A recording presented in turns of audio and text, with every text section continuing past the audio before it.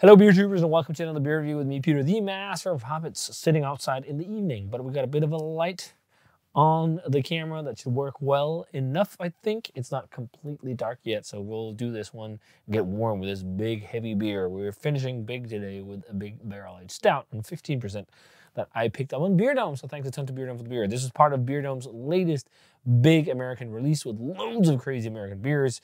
This time around from Forager. Forager is a fantastic brewery, and they're coming to Europe. They're coming to Bad Seed Beer Festival, which we're hosting at Bad Seed Brewing, where I'm the head brewer.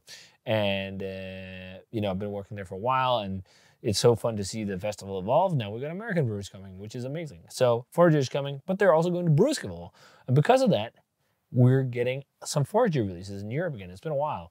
So we've got over a lot of this very small 16.3 fluid ounce format bottles. Only those, I think, actually. Yeah, and then also some humble Forager stuff. But like barrel aged, it's only been the small format exclusive bottles. Most of these come from small format barrels. That's why the bottles are also small. So like they use a lot of these small format, I think, are they like 30-liter whiskey barrels or something like that? They're really small, meaning you don't have to age as long time in those small barrels. And I know they do a lot of blending with both big and small format barrels at Forager. And I think, I'm not entirely sure, but this says it's small format barrels. And I think that's the reason why they went with the small bottle format, because they don't have a lot of beer, and they're also putting a lot of adjuncts, meaning they also do not have a lot of beer to make these beers with. So, it's not a cheap beer because it's I guess 6.3 fluid ounces is like 180 milliliters. So it's not a cheap beer, but with the obscene amounts of adjuncts going into this, I kind of understand why these beers are pricey working in the industry. Because when you hear what the Americans put into these beers, like, some of them are like talking 15 kilos of vanilla beans for a 1,000-liter batch. That's just like, that's insane. If you were making beers like that in Denmark, they'd be really expensive. It's just nuts. But what I love is the format size for serving. Just look at that. That's perfect for just me. Not crazy obscene amounts of beer, but just definitely enough for me to sit and sip on. So this is Forager Magnus, and I think this beer is a tribute to Austin from Forager's son, who's called Magnus. I think that's actually him on the bottle. There's also a tribute, I think there's a couple of other tribute beers that are around, which are named after his children. But they got a lot of these small format bottles around at different web shops in Europe. Beerdome got 2, I think. Yeah, this one and a Horace collab. So Magnus here is a small format honey and maple bourbon barrel blended Imperial Stout. So honey and maple barrels. It says honey and maple. I think it's at Bourbon online as well. Imperial Stout with vanilla, cocoa nibs, and coffee. So, sounds interesting. This is very highly rated stuff. And the original batch was even higher rated, but that's always how it is, right? The batch 1 was better. But let's check this one out. So look at that. That is just motor oil in the glass. You can really see it's getting darker. And you can see I got some tan lines from my sunglasses going on. But that is just viscous as, all crazy motor oil. That was a weird saying, but it's viscous as hell. It's thick. Just look at that. It is pure engine oil in the glass. It just coats the side, not any head, because of all the oils of, I guess, cocoa nibs and vanilla beans. The coffee probably doesn't. Well, there's also oil in coffee, so I'm guessing all those things play into that, and then also because of mega rich beer. But let's check out the aroma on this. I could smell this when I popped and poured it. Oh, that smells really good. Oh my Lord, this is dessert in the glass. It's like chocolate fudge vanilla brownies. I'm definitely picking up on the maple too, and loads of bourbon, and a very rich umami heavy note on the base as well. Damn, there's so much vanilla on this, like rich vanilla bean nuance. It's almost like leathery. Fuck, it smells so dope. These beers are just fucking insane. I'm also getting a bit of the honey. Definitely, like, I'm not sure the maple is strictly from the barrel, but there's definitely maple sweetness to it, like maple, fudgy maple. And whiffs of a bit of a fruity coffee, but also like toasty, roasty, nutty notes. Massive barrel fudge, caramel, like rich, decadent layers of vanilla and caramel. And also a little bit of a dark fruity note, lightly dry dark fruit or something. It smells massive. It smells like pastry done right. It smells really good.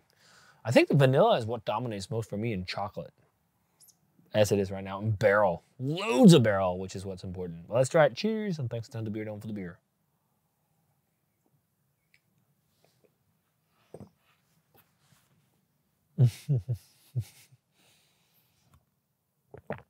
Oh. Oh, shit.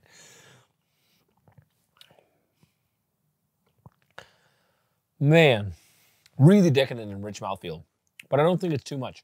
It's like the barrel really comes and helps lift everything up. Like, loads of barrel, and I'm totally getting maple. I'm also getting a bit of like almost, dare I say, not artificial, almost caramelized honey type note. There's definitely both honey and maple flavors, and I think maple dominates more.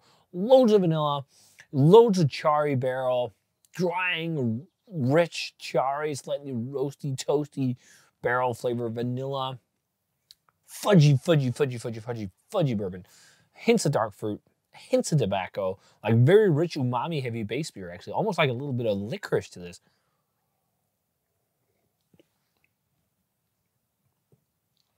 So much vanilla though, are you fucking kidding me? Forager knows the way around vanilla. It's, you know, like they do all the nillers and all that stuff. And this plays into that. There's so much fucking vanilla in this beer. It's insane. It's like, for some people it might be borderline too much for its own good, but I don't think so because I think the barrel helps cut it. There's booze, there's alcohol, there's the spirit. So it's not like too cloying. And this serving size is fine. When, like, I'm sitting with this on my own. No one's gonna like this because none of the family likes big Imperial stouts and barley wines and stuff. Anything like big and barrel aged, they do not like this. So this is a great format for me to end my evening. A beer like this to sit and savor. I put this in the fridge for about like 20, 25 minutes or so just before the review because I've started to enjoy stouts being just slightly chilled. Also barley wines, and then they like sit and warm up a bit, but it shouldn't be more than like around that time. Maybe even 20 minutes or 15 minutes is enough because they really, really develop over time. But I like just like a slight chill because in the past I just picked them from the cellar and they could be a bit aggressive. But when you have the build-up, it's just a bit more of a pleasure to drink, I think. But what a beauty! I do not want to guess the calorific content. Calorie content? Calorific. I don't think that's a word. The calorie content of this beer, because it feels like a big old dessert. Because it's so rich, so much chocolate too. Rich chocolate. It's really fudgy. It's got that brownie batter vibe with loads of vanilla. I think the only added thing in there that's really underplayed a little bit is the coffee, but that's okay. I think coffee can really quickly dominate a lot and be overbearing. There's definitely coffee nuances, and I think maybe the dark fruity flavor in there could be from the coffee beans. There's a little bit of like a dark fruity, almost like a blueberry type note or some chocolate covered blueberries or something. There's a little bit of an interesting fruity note with all the vanilla and chocolate, but it's like vanilla chocolate up front with loads of barrel, and then the coffee is a bit of second fiddle, but then also loads of base beer, like lots of richness from the base, lots of, again, like kind of tobacco umami, almost like a slightly, it's not, maybe not leathery, but like charry, tobacco-y, pipe tobacco notes, and almost like a bit of licorice, burnt notes, roasty. There's maybe a touch of espresso, really. Blueberry espresso, maybe. I don't know. This is just really, really fucking great barrel-aged beer.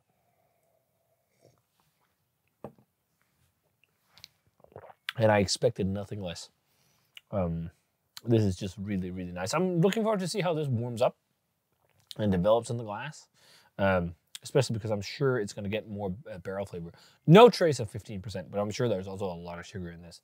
Because if the body is so rich in fat, there must be a good amount of residual sweetness. But this is like really fucking amazing big ass stout. I don't think it's my favorite beer from Forager, but it's world class.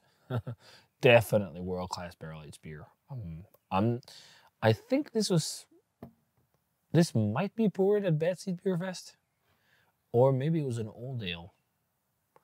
I'm not sure. I think maybe this was. we could choose between some different beers to like we would prefer, and then they were grouped in sets. And I think maybe this was in the set that we didn't choose. I'm not sure. I can't remember. But I mean, if you're in Europe, you should definitely try and find this and get it, because if you love big barrel aged pastry beers, you'll love this. Like this is, if I'm drinking pastry beers these days, this is how it's got to be. Big barrel aged, just insanity, a treat. Wonderful, wonderful, world-class beer for me. Forager's just fucking banging. The barrel character in this is so freaking dope.